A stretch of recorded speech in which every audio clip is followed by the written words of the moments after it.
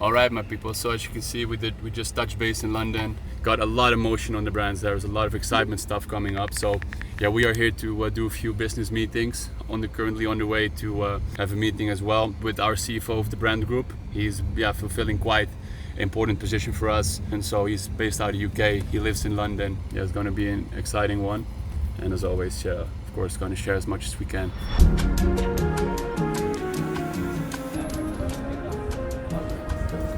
Ecom owners are mostly just turning a blind eye to the most important metrics. What we've really seen helpful is that we get really a deep dive into the actual, like the daily tracker that we use. Yeah.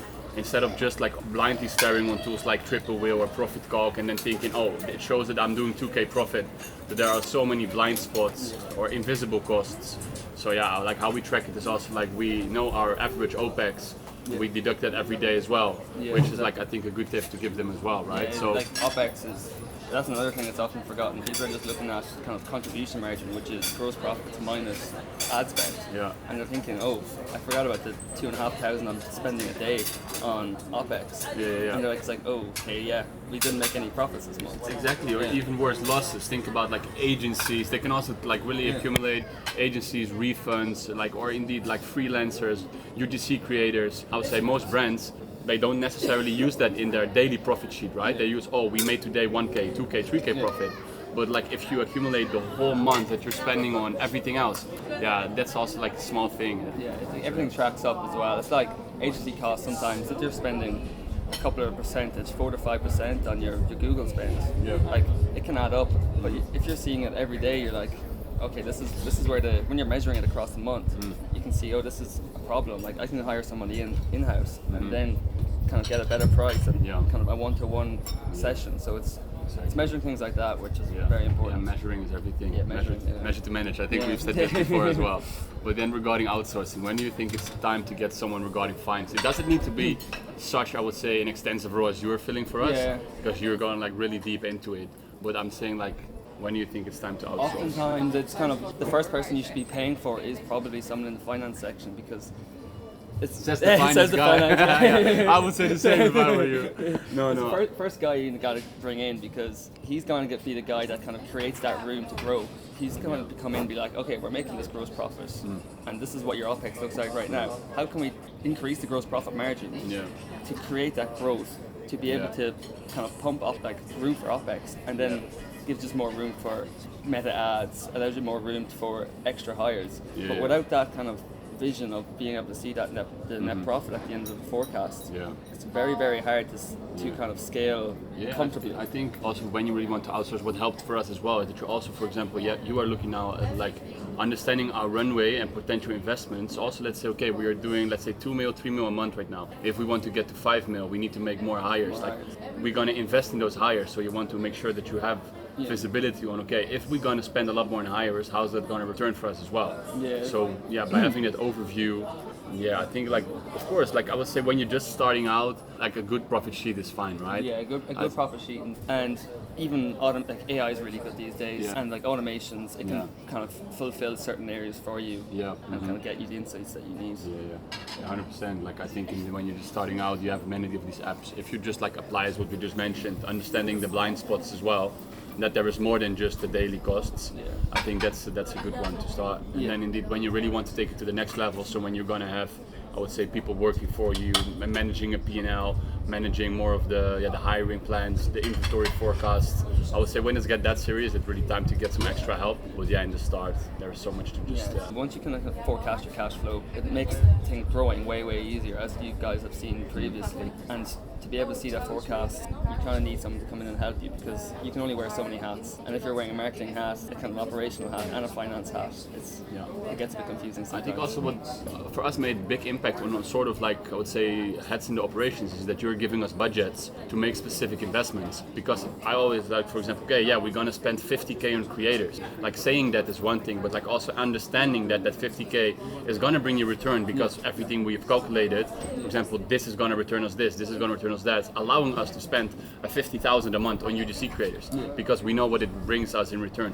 I think that helps us a lot, like real budgeting, not just thinking about the budget because we have to find the budget, but understanding budget and the metrics behind giving that budget was for us, I would say, okay, now it's finally getting a good return on having someone like you in our company.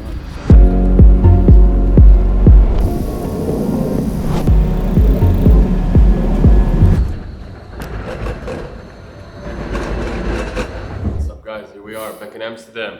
Welcome at the office. We have 2-3 days here, just came back also from London. Today Iman and Alex also flying over from London. And then later today we have the Here's R&D, that stands for Research and Development. So what we do, we test our earplugs in the real life scenarios. We take the earplugs, we bring them to the party, but to do that of course we have to organize a party first. We got Sunny James Ramashano playing, and then also we got a mystery guest. I heard people saying about the mystery guest, so I will show you later today, guys, who the mystery guest is going to be. But first in the office, we have here like a nice dining, and also over there we have a couple more desks. Then we have like around like 12 to 15 people usually working here. Then we have the office dog. Say hi to Bonnie. Here's Bonnie. Then we have the big man himself. Is he giving a? Yeah, we're showing them around, as you can see. Look, we are just not building any brands. We are building one-of-a-kind brands. Red Dot winner 2024, this was a big one. The Red Dot is a distinction for high design quality.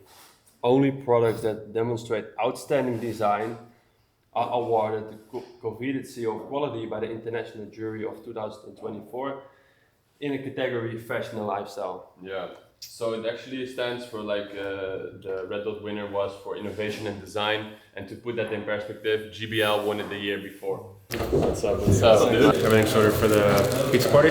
So it's gonna be really sick. Yeah? It's gonna be way better than we expected. Really? It's fucking ridiculous. Yeah. Okay, so Alex is saying he thinks should I post on my story? I mean, like we have like 300 like waiting to be accepted. Really? Yeah, bro. I think the whole street is gonna be flooded. Yeah? Okay. But if we're gonna post it, like I don't even think that we're gonna make it to 9. They're gonna shut it down. Yeah, mine's got the USB here, bro. Yeah, also you guys. Shut up. He's been asking the whole day, like, okay, what are we actually doing? Yeah. And I said, something. And he's like, why are you being so cryptic? I was like, we'll tell you at the office. He keeps saying there's a part 1, a part 2, a part 3. I don't know what any of this means. Three parts tonight, right? There's 3 parts. Yeah. Okay. What does that mean? So right now you're in the Here's office. Yes. This is our headquarters. Thank you for welcoming us. Thank you, thank you. Pleasure. So first from here we go to a sandwich club, a sandwich shop right now. Okay. Because we're organizing a little party over there. The idea here is kind of to turn like a regular place into something fun. That's what we're really trying to do. You're doing a party inside of a sandwich shop. Exactly. We got Is this what you guys do in Amsterdam? Or? Okay. It's the Here's R&D, so the research and development team. So as you can see, like we have these earplugs, right? Yep. So we're gonna test them in the real world now, and we only do it for the R&D, not for the fun. That's it. It's just only for R&D purposes. R&D purposes. Only R&D purpose. So these are earplugs Yeah. that protect your ears in loud environments. Exactly, yeah. And we're gonna go through a party just to test it, not Yes. for fun. No. Okay. So yeah, it's gonna be sick. Yeah, no, this is insane. You guys are insane people. This is crazy. Let's go. All right, let's do it. I'm gonna shut down the pizza club, and after there's a mystery guest playing. Banger.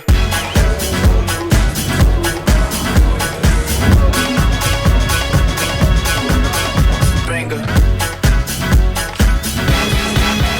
Banger.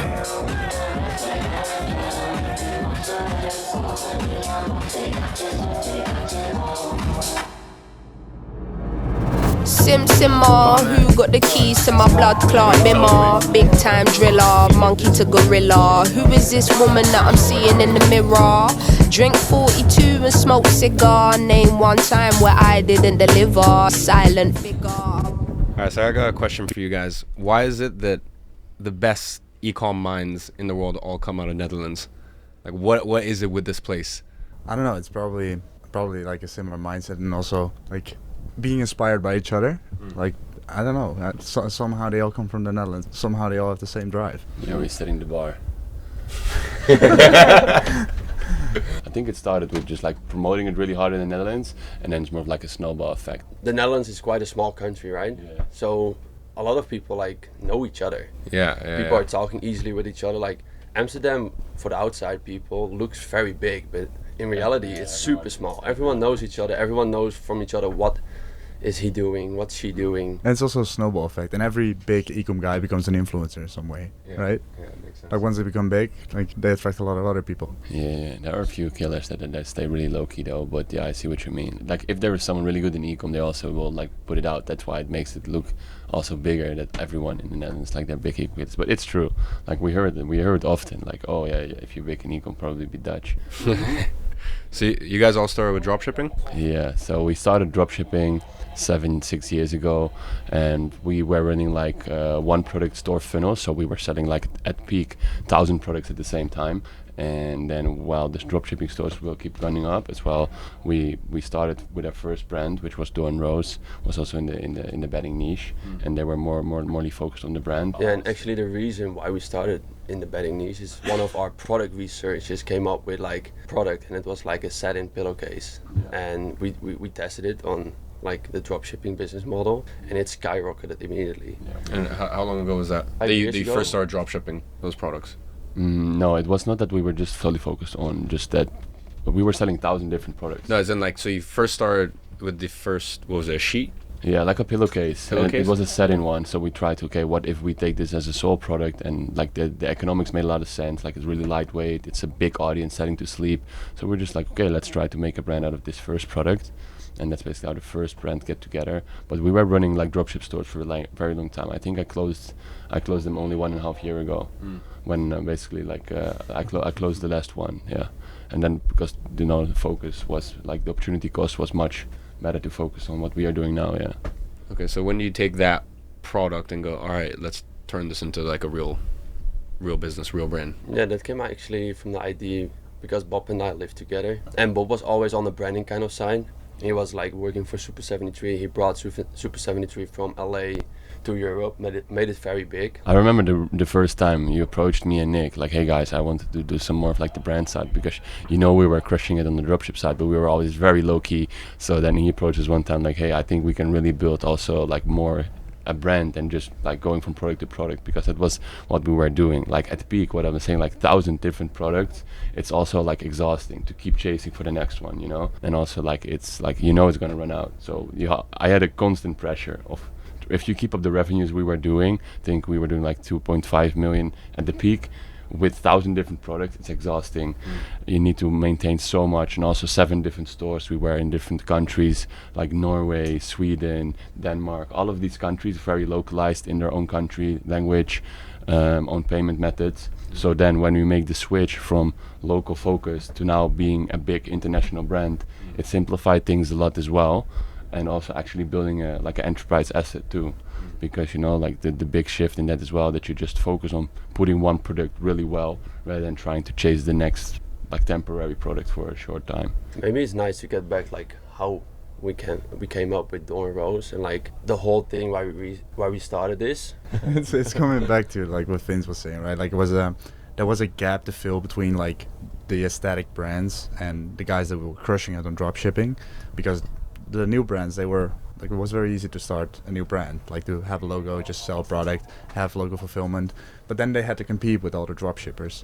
So there was kind of a gap to fill, and where indeed like do the mass marketing, the really hard performance marketing, and still be a respectable brand instead of selling straight from China and just many different products, unbranded, as simple as possible. Yeah. And when I saw those guys crushing it as well, and like I saw their numbers, and I knew like what brand could mean for the company as well, we started talking. And I actually remember you came to me the other day and like, Nick, what's the best selling product currently for you guys? Yeah. many times, because we were discussing multiple products. We also like these teeth cleaners, and then we were thinking, it's not really like a thing that you can build upon, or you can build a collection out of it. So we had a few options. I remember that. And then like at one point we were really looking for a product that had like the benefits that to communicate. We had a few criteria as well, like lightweight, to build a brand around a product that's easily scalable. Because I was in e-bikes before that, like it's hard to ship an e-bike, or it's the most complicated supply chain process in the world probably. Parts coming from all different places, and trying to fulfill that and trying to scale that without online is not a good product. So I wanted everything but heavy as well, and they came with like the silk pillowcase, and I Yeah, came you- up with some ideas to build a brand around the it. whole door We and made rose. something that's very boring. We try to make it super sexy. And Yeah. that's what we try to do with all the brands actually. Yeah, we just always aim for like big audience and trying to find a competitive edge. So big audience is really important for us. Yeah, and standing out as a product, like not just with the brand itself, but also in the product. It needs to be a wow factor to us, because if it will be to us, it will be to a lot of people. Yeah, I mean, you guys between Door and Rose and Here's and obviously all the other ones you have in your portfolio, like you guys, I mean, as per the name, one of a kind brands. Like it actually is like one of a kind. Everything you guys do, and I haven't seen many people do brand consistently as well as you guys have. So when you're thinking about brand, you know, you said like the wow factor. Like, what do you think gives a brand that wow factor? I think it's indeed like what we're saying, like being out of the ordinary. But also, just sorry, quick follow-up question to that, because like sometimes the things that are out of ordinary are also the things that kill conversions. So like, how do you guys play that balancing act? Because sometimes you're like, okay, let's be very out the box and very creative, but that's like the stuff that actually converts is like the ugliest, like the most. And that's where I think the art of brand building comes in, right? To find the right balance between what converts and what's actually like, you know, on brand.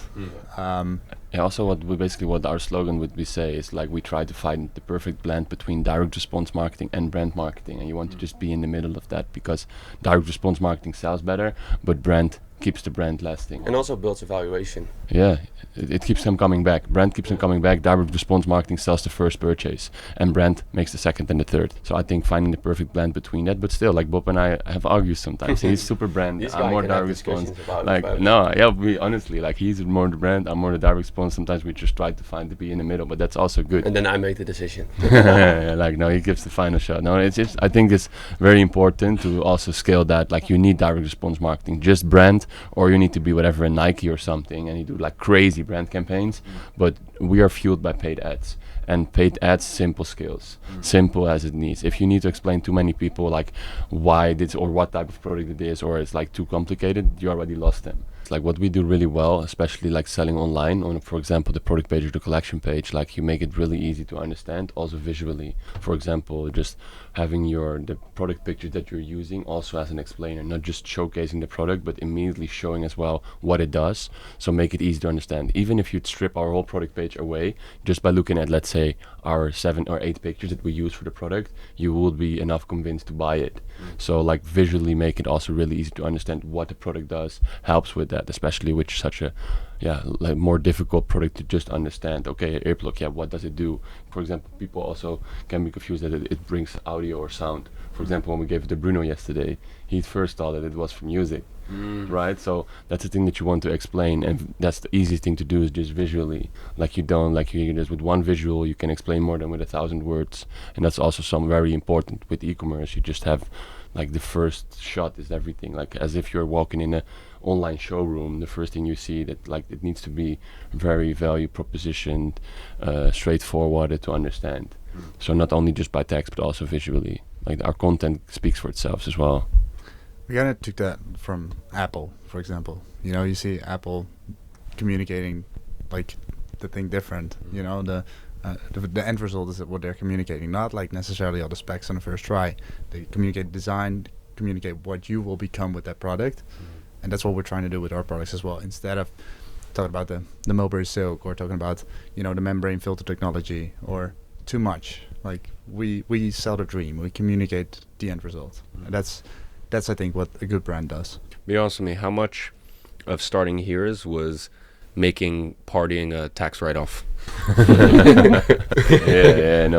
We, as I told you, we do our R&D just for research and development purposes only. Same as yesterday. Like the fun is just, we don't do it for that. You don't want to do it, you have to. Yeah, we like. Fringe is splashing all the budget. Yeah, we have expensive DJs to book on the party. The mystery guest. Yeah, we got expensive DJs on the party. No, I mean, like, it makes it a lot of fun too. Yeah. And these things it's part of brand, right? It's well, you guys live it, which is sick. Like, it's not work for you guys because you're doing it either way, and then now you have a product that fits perfectly into your lifestyle. So it's just, we're customers ourselves.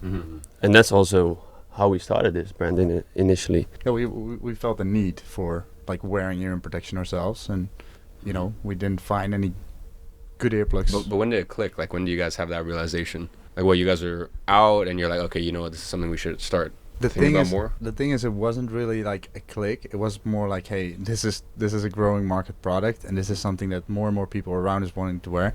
And like I said, we were like, what are the earplugs that we wanted to wear ourselves, and we didn't find one, so that got us excited. And then we learned about how hard it is to bring an earplug to market because of the rules and regulations. Yeah. And it got us even more excited. The barrier of entry is so high to bring this product to market, and that's only making it more exciting because there won't be too many players. I don't know if you guys are allowed to disclose it or would disclose it. Like, how much money you guys sunk into it before even launching the brand?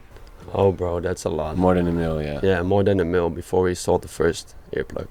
Yeah, that's crazy to take that kind of risk. Put over $1 million into because we had R&D, so much branding. trust in it. Like pieces in the puzzle fell together at one point. Like we knew that we would potentially make it work regardless, and also it was just a real fun project to work on as well. What you say, like we would know, like still to this day, hairs is not necessary. We don't do it like right now to get cash out of it. Like, you know, that we even have to put a lot of cash extra even till this day. We just do it because it's a real cool project, and also the reward is much bigger than just, for example, doing the revenues. Because you know we have more brands in our portfolio. One is a bit more optimized for its profit, while this is just building more of a brand, an asset, like a real powerful brand asset. It's a long-term game. Yeah. Yeah, well, it shows. I mean, so it's been 1 year. In the first year, you guys have done an official collaboration with Pasha, with Yondal, with Yves Saint Laurent. Yeah. Like for a brand that's been around a year, that's crazy to have that trust from such powerhouses. Yeah, sick. It also shows that more brands are transitioning to longevity.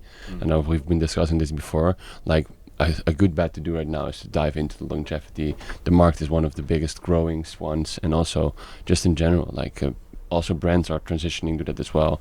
Even for example, Yves Saint Laurent, they do themselves also a favor by, for example, showing that they care about others. For example, also in Pasha, they don't sell earplugs before, and now when they do it, it makes so much sense. Like, why wouldn't they do it? And also just having their logo on it, like it's just a win-win situation that you create for these partners as well. That was a big event for you guys, right? That's a lot of products sold.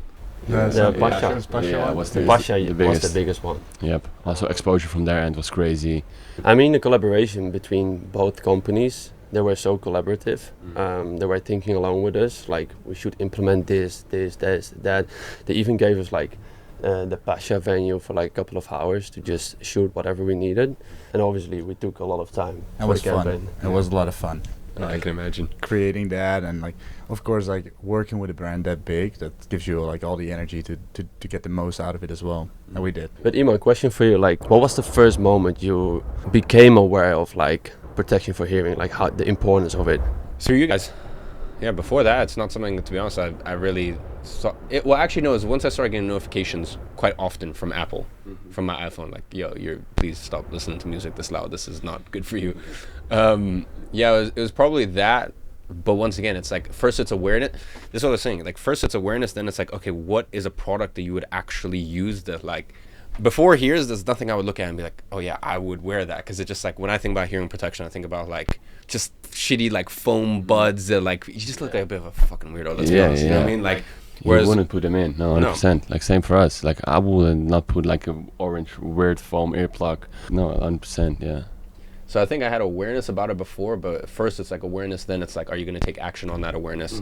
And unless the product fits into your lifestyle and also fits into your like... You were convinced by YSL. Huh? Okay, this is a product that fits my lifestyle. Nah, to be honest, actually, I prefer... The YSL collab is sick, but I think you guys have better designs, actually. Obviously, YSL, you got to do black on black, got to pay homage to it, but I think there's some... Same. I also only like the rose gold coins, and I like the coins are like make it really like cool. Yeah, that was it's crazy. It looks so good. Also, that's like a conversation starter. People are like, "What do you wear in your ears?" Because of the coin. Yeah, it's like kind of jewelry in a sense, you know. It's something again out of the ordinary that people start, and that's probably our biggest marketing channel is word of mouth. People actually asking about it, and the product is so good that people will, you know, be positive about it. I think it was also one of our great selling angles, like earplug that's a jewelry piece. I remember like many of our statics contain that headline. So we have like a lot of statics that just say like, hey, now you can wear an earplug while looking good. It's like a jewelry piece. It's part of your outfit, like that type of stuff. And yeah, and what I just said, like I think also really a conversation starter in wherever you go with them. Like, and for me personally, the awareness really started when we took a deep dive into this whole project, and I ended the club after doing some research, and I realized, holy fuck, Yeah, but you the get music confronted is so so loud hard. everywhere. Yeah. And then you're reading articles about, like, if you're in loud music for longer than 15 minutes, it can cause already hearing damage. And they're like, what the fuck am I doing here? Yeah. Let's go, or I need earplugs. And then all those clubs are only offering like those foamy earplugs. Then you're like, yeah, but I'm not gonna walk around with this. No, yeah. Even for us right now, if we go out, like we don't go out without the earplugs because we know, like, because why we are so aware of the problem. The problem is also bigger in our head now. It's only a matter of time until every single club buys them wholesale from people like us, and it's just offered in the same way. Like you go to every single club or loud venue, and it's like they're gonna have cigarettes. Like they're gonna have these 100%. little bits and bobs. Like even if you leave yours at home, it doesn't matter. Whatever, it's 45 euros. Like if you're spending 5 Gs, 10 Gs, 3 Gs on it, like you can fucking afford 45. 100%. And that's actually a big thing. Like we only were available in like the Pasha stores around the harbor and like in the city center. But like 2 weeks ago ish, they started selling in the VIP as well, because well, we were there in Pasha in the VIP, and like everyone at our table was like, bro, I need those fucking earplugs. Yeah. Where can I get them? Yeah. That night I literally sent the message with, hey, I'm here with 10 people at the table, everyone wants earplugs, when are we going to start selling in VIP? 2 weeks later they started selling in the VIP. But I think that also comes just by getting more awareness as well, and also, for example, people that go there get awareness. Like we can disclose the name of the club, but there's like a huge lawsuit against a certain club, and for someone that visited or someone that was working there, and while working there as like a nightclub bartender or whatever, she got hearing loss, so they're suing the club. So also this is coming to go up. The only way to solve that is just to start giving earplugs to the people that work for you, or just to the people that attend. Same, for example. And the quality of the earplug is super important. Yeah. I mean, especially for bartenders, you want to have that conversation with like your guest, you know, and still protect you from the loud music. Bro, you wear them in the day. Yeah, I even forgot. It's like in the fucking day, bro. Like we're walking the street. He's owning the product. No, for real. No, bro, I really live the product. But yeah, like for real, it's so comfortable. Yeah, and sometimes I even forget that I was wearing them on the plane the other day. It's like, Well, that's a big product category that we're getting into now, is sleep.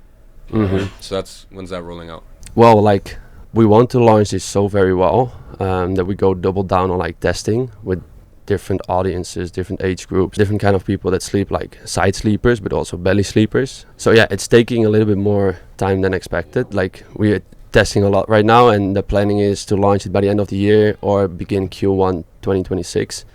But there's no rush, right? We want to launch products that are, you know, proven by the audience and that we are 100% satisfied about. Yeah, like we want to touch every vertical, and sleep is the only one that's not like being touched right now by a product, because we need a fully blocking earplug, and you can hear perfectly with our earplugs right now. and I think we also have a really good launch pad. Like we are in a sleep niche with our other brand, the more than 100 million revenue already. So we know all the use cases, how to sell sleep. We know like where people are hit, like scroll stoppers and everything, just hit lines, headlines, everything in the sleep niche. We have like proven frameworks. So I think also like on the paid ads perspective, we can really launch that really hard. Yeah, and the sleep niche for sleep earplugs is so big. Like from some Amazon statics, like 80% of the earplugs sold on Amazon are for sleep. So yeah, like there's a lot of opportunity right there. The sleep niche is really sellable as well, because everyone that's not sleeping well, they know it. So like you can confront them pretty quickly.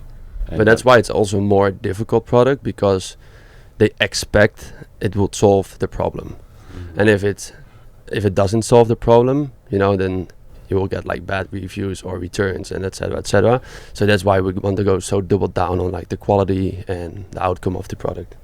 Yeah, and what's beautiful again is this product. If they get used to it, and then it's, you know, like they can sleep less good without it, and that's also where you build like great retention and everything too. Because like I'm losing it every the pair that I wore yesterday probably is gone today. So like that's also where we were discussing this, right? Like retention, and we always speak very highly of retention. Then you ask like, yeah, how you guys gonna do it with here? It's like it's not like that you need it, or that you can buy it, keep again. It doesn't run out. But like I was like, man, I've already lost 50 pairs. So yeah, I think that's a big thing now, and especially when people are getting used to it, they want to get it again. So if they lose it, they have to buy it again. So yeah, a good win back flow after 2 months. Did you lost your earplug? Here's another discount code 10% automatically after 2 months in the email. Beauty of the business model. Yeah. People lose it. So you guys, I don't know how much you guys can or / want to talk about this. Like first calendar year, on pace for 7-8 million. Obviously, well, maybe we can. You got a big Q4 coming. Maybe we can talk about like how many people we help with like proper hearing protection. How many customers? Yeah. And that's like close to 500,000 people. 500,000 customers. Yeah, that's wild. In less than a year. Yeah, that's fucking insane. Yeah. So and 500,000 people need to come back again because they now get used to it and they cannot go out with them anymore. And they lose them. Yeah. Yeah, and like the Hears 2.0 is already on schedule because obviously we know where to improve the product. Because yeah, it's a product that was never produced before. So the first year we received some feedback. We implemented in our real R&D. And you know, that's a very long process because like own production takes time, own molds needs to be adjusted, needs to be sampled, goes back and forth to the manufacturer. Like we took like 10-20 flights last year to Spain to visit the manufacturer to just approve the sample by the eye to save some time. And yeah, bro, that's crazy. How many times I've hit you in calls with them, you know? Like Nick is not an easy guy on a call with them. Like he almost pulls them through the screen. No, but that's also the beauty of the product because you can make it perfectly for your customers because you have received the feedback. You can implement it on your product, and that's going to be the Hears 2.0. Incredible. So when it comes to scaling, obviously you guys are in a great place right now. You guys are spending what, 500 grand a month on ads? Only for Hears? For Hears, yeah. Yeah, close to. So what does managing that look like in terms of like getting creatives, creative testing, batching, planning, shots, blah, blah, like all this stuff? Yeah, everything is built like with a, like we call it the creative engine with a tight iteration flow, because what we've seen like really like the most important thing to focus on is just doing more of what works already. So we've built like an internal flow for that. I would say like 80-90% of paid ads business operation is creatives. It's just making sure you stay on the forefront with your ads, but also like it's a really fast-pacing thing. Like your ads can run out quick, and if you have a winner, you have to want to squeeze it out. So that's basically where you build like the creative engine for. So first you have to create them ads, then review the ads and analyze, and then turn it into an iteration to, for example, when you have something working, to double down more on that specific thing. So yeah, I would say, yeah, especially like 80-90% of the forefront is just creatives. So yeah, there goes a lot of time into it. Also, I would say our biggest OPEX that you have in your team is all goes to creatives. So creators, strategists, copywriters, video editors, like everything goes. Everything related to performance. Everything is related to performance. Yeah, for sure. Yeah. Maybe we should do a Door and Rose X Hears collab. That would make sense. Of course. It will. Yeah, of course. I think we've discussed It's it. a no-brainer. I mean, Door and Rose, how many buyers have you guys had? A lot. Millions, right? I don't even know. Email list is a mil plus. So let's say we launch the earplug, send it to an email list. Yeah, surely. I mean, it's perfect synergy between the brands. Yeah, absolutely. Yeah. No, but I would say like, especially the last few years, we only party kind of if we have to celebrate something, or if we obviously like the European summers were always like 1 week, you take some time off. But in general, like there's no need for it right now because we have like a bigger purpose. Season. Like we get almost more joy from like grinding in the weekends than like being out there. Of course, we have a dinner some now and then, but then it's just like a catch up with some friends. Delayed gratification. We know like if we just dial in right now, the rewards is gonna be much bigger, and that's like also I say delayed gratification made me just like fully dive into one thing, knowing that like saying no to a 6 or a 7 now to get like a 9 or a 10 in return much later down the line is for me always worth it. The joy of missing out. Yeah, the joy of missing out. No, honestly, I just like being locked in feels really really good as well. Yeah, you want to be back in Dubai, bro? Yeah. What about you, Iman? How did you have that balance? I'm not balanced at all. I'm very intense. One or the other. Like, yeah. I don't like the week to week balance. I like the balance in terms of year structure. I think some people work like 5 days and then need like 2 days off. I'm more like work months and months and months, and then I need like some time to like let my hair down a bit. So we're all just so young, you know, like we're so young and there's so much life left where I'm like, And I think when you got momentum going for you, it's just like the most ungrateful thing you can do to universe or God or whatever it is